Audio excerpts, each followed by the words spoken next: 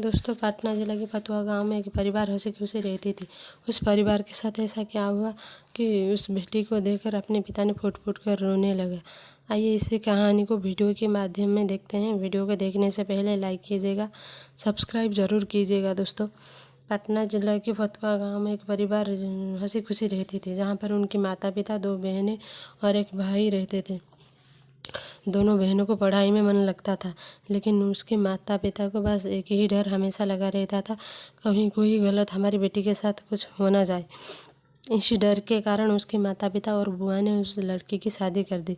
जिस लड़की के साथ उसकी शादी हुई वह उससे 10 साल बड़ा था। उसे उसके बारे में काफ़ी कुछ बताया गया था कि उसके पास काफ़ी पैसे हैं, तो शादी के बाद मौज करेगी।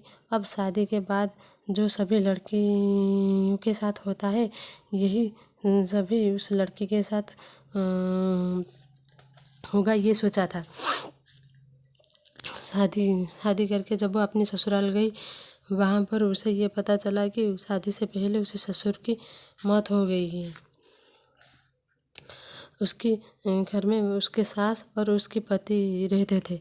लड़की के घर वालों ने ये सोचकर शादी की थी, हमारी लड़की आराम से मौज से रहेगी। लड़की के माता पिता ने ब्याज पर पैसे लेकर उसकी शादी में बढ़ चढ़ कर खर्चा किया था, पर उन्हें क्या पता था दोस्तों कि अपनी लड़की को वो एक दहेज के घर में भेज रहे हैं। अब तो दहेज की कहानी शुरू होने वाली ही थी। दोस्तों, शादी के 10 ही दिन के बाद उसकी सास और उसके पति ने उस लड़की को कहा कि मेरी सरकारी नौकरी लग जाएगी, जो तो अपने घर से 70,000 रुपये ला के दे दे। तो अगले ही दिन अपने घर आई और ये सारी बात अपनी माँ को बताई। तो पिता ने बोला, कोई बात नहीं, अपनी बेटी को तो देनी है, तो लेके जा बेटी। तो बेटी जैसे ही ससुराल लेके गई, तो उसकी सास और उसके पति ने उसके काफ़ी प्यार से पैसे आने लगे। जैसे ही वो पैसे ख़त्म हुए, तभी उन लोगों ने गिरगिट की तरह अपनी रंग बदलना शुरू कर दिया। अब की बार तो हद ही हो गई कि वह उसे गंदी और बदचलन कहने लगे। उसे घर से बाहर जाने नहीं देते थे।